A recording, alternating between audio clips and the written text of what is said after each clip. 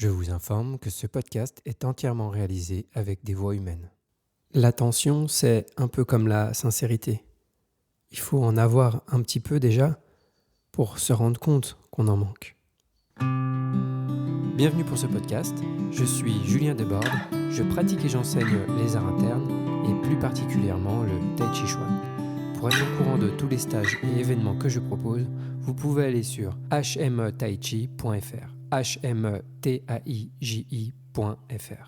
Bonne écoute. Avant de démarrer le podcast, vous pouvez, si vous souhaitez soutenir mon travail et également être informé des prochaines publications, vous abonner sur la plateforme que vous utilisez, que ce soit Spotify, Deezer, Apple Podcast ou d'autres pour la version audio, ou sur YouTube où il y a également du contenu vidéo. Merci aussi pour les likes ou les étoiles que vous pouvez mettre, ça soutient énormément la chaîne. Il y a quelque temps, j'écoutais un podcast d'Adam Misner et il parlait d'élèves et de relations avec les élèves dans le sens de l'attachement à ce que les élèves mettent en œuvre ce qu'on leur donne. Et il disait grosso modo que avant, il était un peu plus impliqué, mais que maintenant, à part peut-être ses élèves plus proches, il ne s'engageait plus émotionnellement dans ce que faisaient les élèves de ce qu'il leur donnait. Ça correspond à mon processus en tant qu'enseignant aussi, petit à petit, de me détacher, d'enlever l'affect de cette part, de « il faut absolument qu'ils mettent en œuvre ce que je leur donne », et etc. Pourquoi je vous parle de ça ? Parce que c'est relié, c'est connecté pour moi à la question de l'attention. Et j'ai déjà fait des podcasts sur le sujet de l'attention, mais je vais aborder des points, je pense, que je n'ai peut-être pas encore abordés. Donc, à mon avis, pour développer son attention, puisque on en parle assez régulièrement, Adam en parle très souvent dans les workshops, ce n'est pas que juste du blabla, c'est dans la manière de transmettre aussi, encore une fois, dans la manière de transmettre. Pas juste dans ce qui est transmis, mais dans la manière dont c'est transmis. Les mots utilisés, le vocabulaire utilisé, même la manière d'être, la manière de faire. Personnellement, quand Adam parlait d'attention, justement, depuis que je le connais en fait, je me suis jamais dit, c'est bon, j'ai pas besoin de développer l'attention. Je me suis jamais dit ça. J'ai toujours considéré qu'il fallait le développer, bien sûr. Mais quand même, une part de moi se disait, oui, mais du coup, j'ai l'habitude, parce que j'étais musicien, donc j'avais l'habitude d'être attentif. Puis je pratiquais le tai chi depuis longtemps, donc j'étais quelqu'un d'assez attentif. Puis je fais du chant indien, le chant drupad, qui demande une écoute très fine et subtile. Une écoute déjà de l'enseignant, puisque cette transmission se fait par répétition, donc on est obligé d'écouter pour retransmettre. Et donc je me considérais comme quelqu'un quand même d'attentif. Ça ne veut rien dire en fait, puisque tout est relatif. Donc par rapport à qui, par rapport à quoi, par rapport à quand, bref.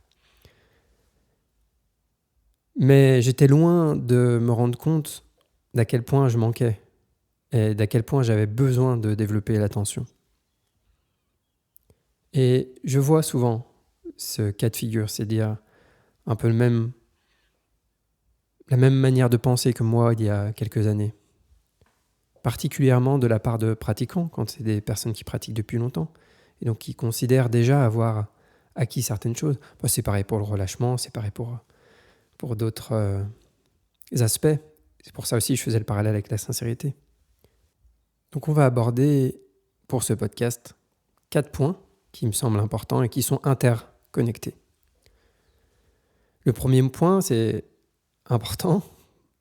Pour développer mon attention, il faut que j'en ai un petit peu. Alors, personne n'en a zéro. Mais il faut que j'en ai un petit peu. Notamment parce que ça va me permettre de réaliser que j'en manque. Donc ça, c'est le deuxième point. Le deuxième point, c'est de réaliser, se rendre compte que je manque d'attention. Le point suivant, c'est de vouloir développer son attention. Donc si j'en ai un peu, je peux réaliser que j'en manque. Si je réalise que j'en manque, ça crée le désir de développer ma capacité d'attention.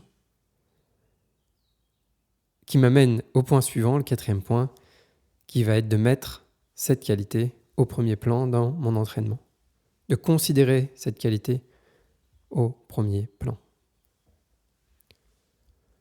Il y aura un 5e point aussi qui va aborder plus l'aspect quantitatif et qualitatif de l'attention. Donc la première chose, c'est d'avoir une attention. C'est-à-dire, en fait, on a tous de l'attention, bien sûr, et c'est qu'elle n'est pas maîtrisée. C'est-à-dire que la lumière de notre attention bouge un peu dans tous les sens et va un petit peu là où les stimuli l'appellent. Donc la première chose, c'est de réintégrer, de retrouver une certaine maîtrise de cette attention. Donc simplement, quand on commence à faire du Qigong, du Tai Chi, mais en fait même, on fait de la musique, on fait un art qui nous demande d'être un petit peu attentif à quelque chose, en fait, forcément, ça va permettre de se réapproprier un petit peu cette attention. Mais ce qui est particulier avec le comment de l'enseignement, de comment on nous enseigne, comment on nous transmet, c'est de réaliser cet aspect, de se rendre compte que je suis en train de travailler cette attention, que je suis en train de me réapproprier cette attention. Parce que je vais pouvoir me rendre compte, justement, de ce que fait mon attention. Parce que si je fais, je ne sais pas, de la musique, du vélo, alors du vélo, c'est peut-être un peu moins pertinent, mais une activité qui me demande de la minutie, quelque chose de, même du bricolage, ça demande d'être attentif, mais que je ne sais pas que je suis en train de développer mon attention. Sur le moment, bien sûr que je suis attentif pour accomplir ma tâche, mais ça ne va pas me permettre de réaliser à quel point mon attention fait ce qu'elle veut dans un sens. C'est une manière de parler. Et donc si je fais une pratique assise, certaines pratiques particulières qui vont me permettre justement de mettre la lumière dessus, mettre la lumière sur mon attention. Donc mettre la lumière de mon attention sur l'attention elle-même, ça va me permettre de commencer à réaliser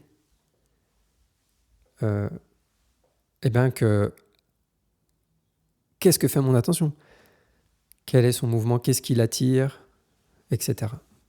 Donc ça mène à ce 2e point. C'est-à-dire que j'ai besoin d'un entraînement spécifique pour commencer à réaliser ce qui se passe avec mon attention. Et là, je vais commencer à réaliser, waouh, mais c'est un sacré chantier. Mon attention, elle est mobilisée par un peu tout et n'importe quoi, sauf par moi-même. J'ai aucun contrôle. Je m'assois, j'essaie d'être attentif 1 seconde à quelque chose, ou 1 minute, et au bout de quelques secondes, elle est déjà ailleurs, elle est déjà partie ailleurs. Donc je vais commencer à réaliser à quel point j'en manque. Et le plus je vais développer mon attention, le plus je vais réaliser à quel point j'en manque. Donc je peux voir, par exemple, je vais parler de choses concrètes afin de donner des illustrations concrètes de ce phénomène. Est-ce que je suis capable d'écouter mon enseignant quand il parle, jusqu'au bout, du début à la fin, sans penser à 20 000 trucs en même temps, sans gigoter dans tous les sens ? Parce que le gigotage, extérieur est une manifestation de l'agitation mentale intérieure. Et donc, une agitation mentale, ça veut dire une attention, notamment, ça veut dire une attention qui part dans tous les sens, qui n'est pas stable. Et donc, c'est comme si j'avais en fait pas une lumière à l'intérieur, mais plein de lumières qui vont dans plein de directions différentes et que je veux toutes les rassembler en une seule lumière qui vise dans une seule direction. Mais sauf que dans ces, milliers de lumières qui vont dans plein de directions différentes, j'ai conscience de certaines qui vont dans tous les sens, mais pas d'autres. Donc, je ne me rends pas compte à quel point c'est vraiment le bazar. Donc, j'ai besoin de choses extérieures qui me le montrent. Tiens, mais est-ce que j'arrive à rester en place, à rester immobile quand mon enseignant parle ? Je parle de choses concrètes que j'ai vues, c'est pour ça que j'évoque ces choses spécifiquement, mais bien sûr, vous allez pouvoir faire plein de parallèles. Est-ce que j'arrive à écouter, à rester silencieux et à écouter jusqu'au bout ? Ou est-ce qu'au bout de 2 phrases, je me dis « ouais, c'est bon, ça je le sais ». Parce que c'est le problème avec l'attention. Si on pense qu'on en a assez, on ne va pas réaliser à quel point il faut la développer. Donc quand j'écoute et que je pense que je sais déjà, je ne vais pas considérer et écouter jusqu'au bout, je vais rater la moitié de l'information, qui pourtant est une information qui, si elle est donnée, peut-être que j'en ai besoin, certainement. Mais comme je l'écoute jamais, parce qu'à chaque fois je considère que c'est acquis ou que je l'ai déjà entendu. Donc l'attention, c'est aussi être attentif à une chose qu'on a déjà entendue, mais qu'on va réécouter encore et encore et encore. C'est être attentif dans mes mouvements d'ouverture, alors que je les fais tous les jours et que c'est tous les jours les mêmes. Et quand ça devient routinier, on a tendance à perdre notre attention. Et c'est rester absorbé comme si c'était la première fois, comme si je faisais cet exercice la première fois. Et si je suis assez attentif, je vais me rendre compte, waouh, en fait, mon esprit part, j'ai du mal à rester attentif dans mon exercice du début à la fin, alors que c'est un petit exercice d'ouverture, par exemple.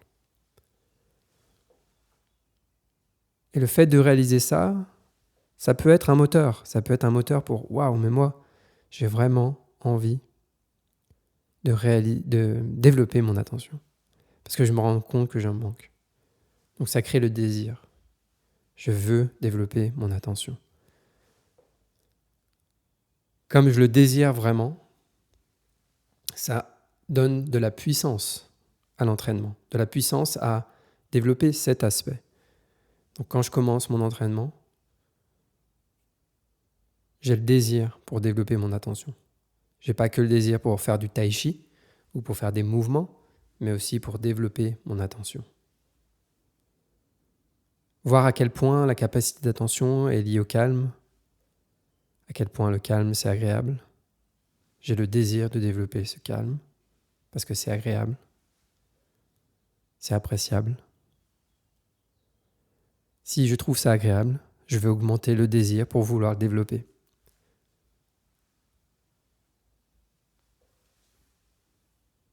Ça permet aussi de réaliser ce qu'on nous donne parce que ça m'est arrivé aussi de voir que je suis en train de donner quelque chose de profond, mais ce n'est pas forcément reçu. C'est pas forcément reçu parce qu'il n'y a pas assez d'attention pour s'en rendre compte. Donc je reviens au premier point. C'est-à-dire que j'ai besoin d'assez d'attention pour me rendre compte que ce qu'on me donne est ce dont j'ai besoin, ou que ce qu'on me donne va me permettre de développer cette attention. Mais si je ne me rends pas compte que j'en manque assez, je ne me rends pas compte que ce qu'on me donne, c'est pour ça, je passe à côté de l'information. Je ne mets pas en œuvre, donc je ne développe pas mon attention, et donc je ne me rends jamais compte. Oui, c'est un cercle, soit vertueux, soit un cercle vicieux, on va dire.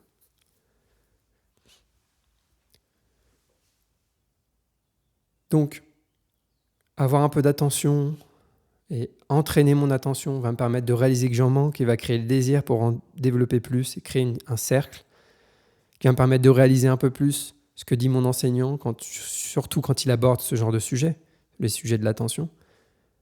Et je crois que je n'ai pas fait un seul workshop avec Sifu sans qu'il l'aborde.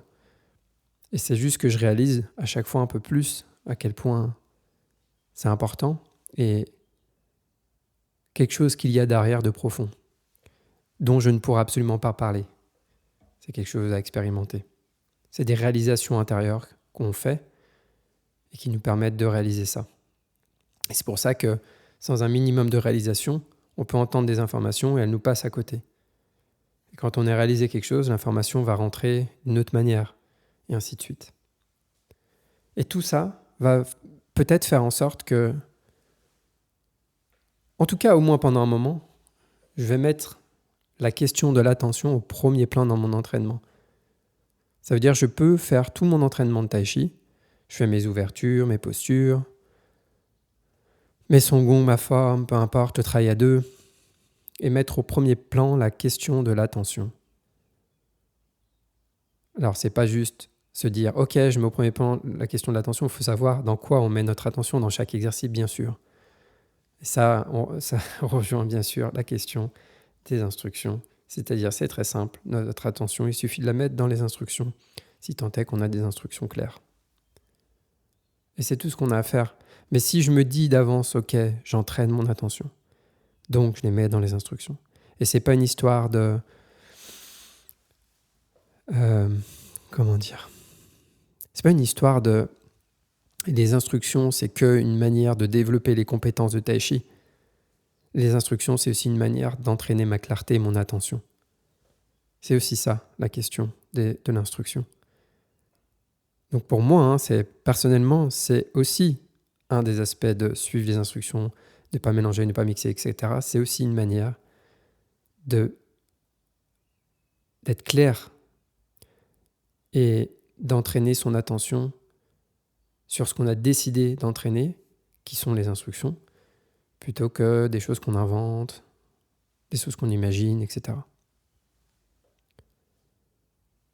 Donc si on a ce cycle,